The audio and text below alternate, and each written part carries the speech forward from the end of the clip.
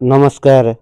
Study plus morality tutor channel तरफ मु श्री रामकृष्ण साहू आपण को स्वागत जनाई आरंभ करुच्ची। आज आउ एक मूल्यवान कहानी, बहुत नीतिवान कहानी, किसी नुआ कथा शिखिबार कहानी। कथारे अछि मनीष जन्म हुए मृत्यु हुए किंतु कथा चिरदिन पाई रही जाए। सेही भली एक कहानी, एक उच्च कोटीर कहानी, गुणमान कहानी। आम भितर जो अंतर्निहित गुणावली अच्छी से गुण को विकसित करिवार कहानी। तेणु आउ डेरी न करी वर्तमान कहानी आरंभ करिबा। जड़े वकील थिले, से सहरर नामी दामी वकील थिले। तांको पाखकु बहुत गुड़िए केस आसुथिला। बहुत सुंदर भावरे उचित ढंगरे मध्य समाधान करिबार थिले। एमिति तांकर वकीलाती समय बहुत भल भाव चली थाए। इति मध्यरे से संध्या बेले दिने तांको चेम्बर रे बसी थांती। जणे लुक किछि कागज पत्र धरी दौड़ी दौड़ी आसी तांको पाखरे पहुंचिला। लोकटी बहुत हताश लागुथिला, बहुत विरक्त भाव प्रकाश करथिला, राग मूड रे मध्य आसीथिला। वकील जनक तांको मुहरु स्पष्ट भावे बारी पारुथिले जे तांको अंतर रे तांको भाव भंगी रे केते राग थिला। तेणु सेतेबेले से आसी कहिले, वकील साहब गोटे काम करंतु, मु एई सब कागज पत्र आनीची, आपण खूब शीघ्र स्टे लगे दियंतु। वकील जनक बहुत चिंताशील व्यक्ति थिले। तेणु लोकटी निजर गुस्सा प्रकाश करी बहुत गुड़िए कथा कही गला। तापरे वकील जनक कहले हो ठीक अछि। तापरे वकील तांकर असिस्टेंट को कहिले जे तांको चाहा कपे आनी दियो। चाहा पीले, रूम रे एसी ऑन कले। तापरे कागज पत्र नहीं प्राय अध घंटे समय परे कहिले जे तमे 4 दिन परे आस, तापरे मु निश्चय तुमर केस रो समाधान कर देबी। तापरे सेही रागी होई आसीथिबा व्यक्ति जनक सेठारु चाली गले। तापरे वकील जनक से कागज पत्र भल भाव देखिले। ठीक 4 दिन परे पुणी सेही लोकटी सेही वकीलंक चेम्बर को आसिला। प्रथम दिन लोकटी जेउ अवस्था रे, जेउ भाव भंगी रे, जेउ मूड रे आसीथिला, सेही भली भाव रे आसिला। वकील जनक तांकर मुहरु स्पष्ट भाव रे बारी पारुथिले। तापरे वकील जनक आसी सीधा सड़क प्रश्न कले, केबे स्टे हबो, कोन हला, मु एते कष्ट करथिली, एमिति काहेकि हला, तेणु आपण खूब शीघ्र स्टे करंतु, जहा पैसा लागियो मु देबी। एई भली प्रथम दिन जो भली आस्तिला, द्वितीय दिन जो भली आसिला, सेही भली मूड रे आसिला। वकील जनक किछि कहिला नाही। तापरे कहिले, तुमको किछि कहिबा दरकार नाही, मु जहा कहूची सुनो, एवं जदि किछि असुविधा थाए ताहले निहाती मते उत्तर देबो। तारे लोकटी शांत भाव रे बसिले। तारे वकील जनक कहिले, तमे तमर 2 जण पिला अछंती, जणे झियो जणे पुओ, आपनकर स्त्री मध्य अछि, आपनकर भाई मध्य जणे बाहर इंजीनियरिंग करी बड़ कंपनी रे चाकरी करिसंती। आउ घरे बापा मां नाहंती। आपनकर भाई को बड़ मनीषटिए करिसंती।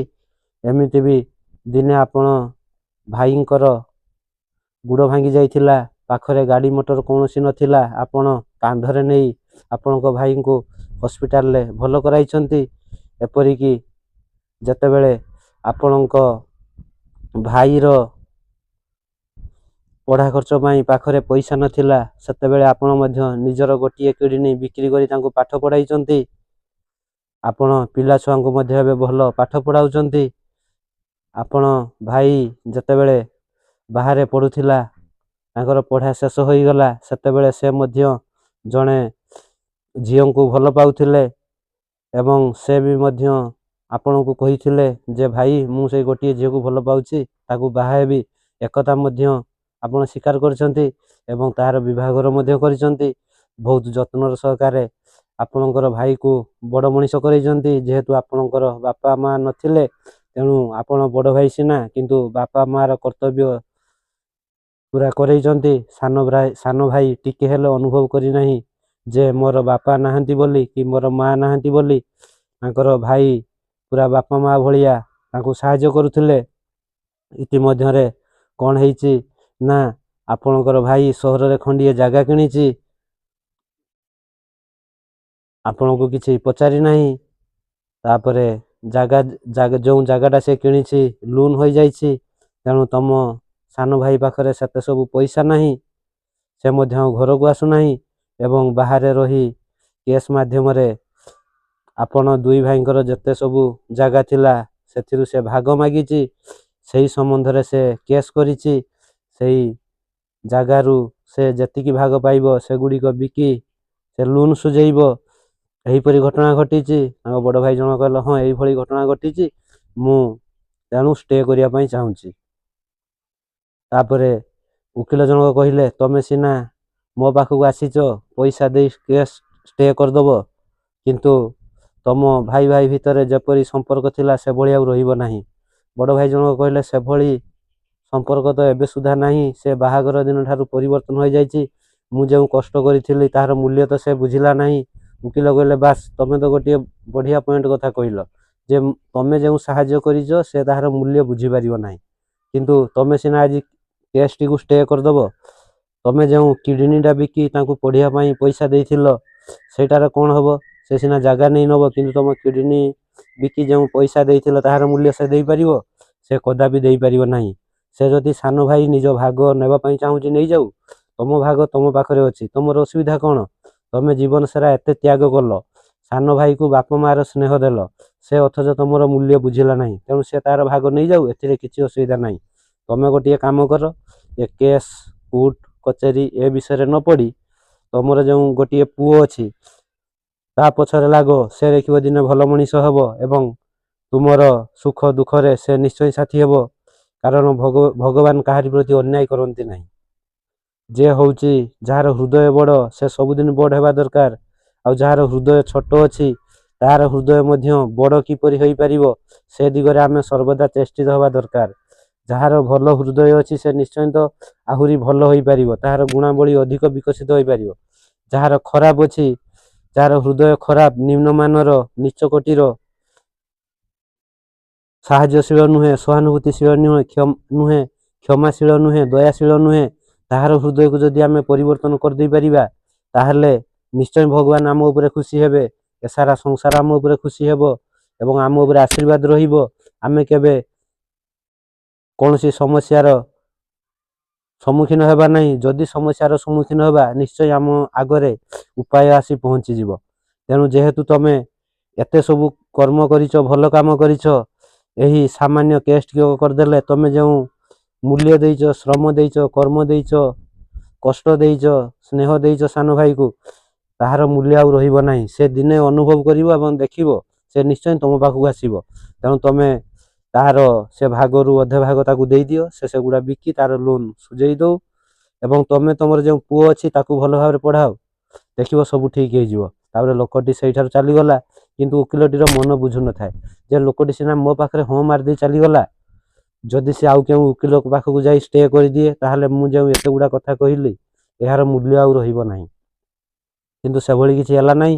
ଠିକ୍ 1 ବର୍ଷ ପରେ ସେହି ଲୋକଟି ସେହି ସନ୍ଧ୍ୟା ସମୟରେ ଜଣେ ଯୁବକଙ୍କ ସହିତ ସେହି ଓକିଲଙ୍କ ଚେମ୍ବରକୁ ଆସିଲେ ଏବଂ ସେହି ବଡ଼ ଭାଇ ଜଣଙ୍କ ଓକିଲଙ୍କୁ ପ୍ରଣାମ ଜଣାଇଲେ ଏବଂ ସେ ଯୁବକ ଜଣକ ମଧ୍ୟ ଓକିଲଙ୍କୁ ପ୍ରଣାମ ଜଣାଇଲେ। ତାପରେ କହିଲେ, ଓକିଲ ମହାଶୟ, ଆପଣ ସେଇ 10 ମିନିଟ୍ ଯେଉଁ ଗୋଟିଏ ବର୍ଷ ତଳେ ମୋତେ ବୁଝାଇଥିଲେ ସେହି କଥାଟା ଆଜି ମୋ ପାଇଁ ସତ ହୋଇଯାଇଛି। ଅର୍ଥାତ୍ ମୋର ସାନ ଭାଇ ଯେଉଁ ମୋ ପାଖରୁ ତା ଭାଗ ଜମି ନେଇ ବିକି ଲୋନ୍ ସୁଝେଇଥିଲା ସେ ମଧ୍ୟ ପରିବର୍ତ୍ତନ ହୋଇଯାଇଛି। ତାପରେ ସେ ମଧ୍ୟ ସେ ଯେଉଁ ଜାଗା ବିକିଥିଲା ତା ପାଖରୁ ସେ ଜାଗା ପୁଣି ଫେରେଇ ଆଣିଛି ଏବଂ ମୋର ପୁଅ ଯେଉଁ ଏଇ ଦେଖୁଛନ୍ତି ହେଉଛି ମୋର ପୁଅ ମେଡ଼ିକାଲ ପଡ଼ିଥିଲା, ବଡ଼ ଡାକ୍ତରଟିଏ ହୋଇଛି। ତେଣୁ ମୋର ଆଜି ଆଉ ଦୁଃଖ କିଛି ନାହିଁ। ମୁଁ ଜୀବନ ସାରା ଯେଉଁ ଦୁଃଖ କଷ୍ଟ କରିଥିଲି, ସମସ୍ତଙ୍କୁ ବାପା ମାଆର ସ୍ନେହ ଦେଇଥିଲି, ନିଜ ପିଲାଠାରୁ ସ୍ତ୍ରୀ ପର୍ଯ୍ୟନ୍ତ, ନିଜର ଭାଇ ପର୍ଯ୍ୟନ୍ତ ଯେଉଁ ବାପା ମାଆର ଭୂମିକା ତୁଲାଇଥିଲି, ଆଜି ତାହାର ଫଳ ମୁଁ ପାଇସାରିଛି। ମୋତେ ବହୁତ ଖୁସି ଲାଗୁଛି। ମୋର ସାନ ଭାଇ ମଧ୍ୟ ସବୁ କଥା ବୁଝିପାରିଛି ଏବଂ ସେ ବାହାଘର ପରେ ଯେଭଳି ଭାବରେ ପରିବର୍ତ୍ତନ ହୋଇଯାଇଥିଲା ସେଭଳି ପରିବର୍ତ୍ତନ ଆଉ ନାହିଁ। ତେଣୁ ମୋତେ ବହୁତ ଖୁସି ଲାଗୁଛି। ଆପଣଙ୍କୁ ଅଶେଷ ଅଶେଷ ଧନ୍ୟବାଦ। ତେଣୁ ମୁଁ ଏଇ ମିଠା ଆଣିଛି, ଆପଣ ଖୁସିରେ ଏଇ ମିଠା ଖାଆନ୍ତୁ। ତାପରେ ଓକିଲ ଜଣକ ମିଠା ଖାଇଲେ ଏବଂ ଲୋକ 2 ଜଣକ ସେଠାରୁ ଚାଲିଗଲେ। ଏତିକିରେ କାହାଣୀଟି ସରିଗଲା। ତେଣୁ କଥାରେ ଅଛି, ମଣିଷ ଜନ୍ମ ଅଛି, ମୃତ୍ୟୁ ନିଶ୍ଚୟ ହେବ, କିନ୍ତୁ କଥା ସବୁଦିନ ପାଇଁ ରହିଯିବ। ଆମେ ଯଦି ପ୍ରକୃତରେ ହୃଦୟବାନ ବ୍ୟକ୍ତିଟିଏ ହୋଇଥାଇ, ତାହେଲେ ସେଇ ହୃଦୟବାନ ଗୁଣଟିକୁ ବଜାୟ ରଖିବା ଆବଶ୍ୟକ। ତା ସହିତ ଯେଉଁମାନେ ହୃଦୟବାନ ବ୍ୟକ୍ତି ନୁହନ୍ତି ବା ଅନୁଭବ କରିନାହାନ୍ତି, ଆପଣ ଏଭଳି କାମ କରନ୍ତୁ ଯେ ସେମାନେ ତୁମେ କରିଥିବା ଯେଉଁ ଭଲ କର୍ମ ଗୁଡ଼ିକୁ ହୃଦୟଙ୍ଗମ କରିବେ ଏବଂ ସେମାନେ ପରିବର୍ତ୍ତନ ହେବେ। ଏଥିରେ ତିଳେ ମାତ୍ର ସନ୍ଦେହ ନାହିଁ। ତେଣୁ ଆଶା କରୁଛି କାହାଣୀଟି ଆପଣମାନଙ୍କୁ ଭଲ ଲାଗିବ, ସୁନ୍ଦର ଲାଗିବ। ରହୁଛି। ଜୟ ବଜରଙ୍ଗବାଲି।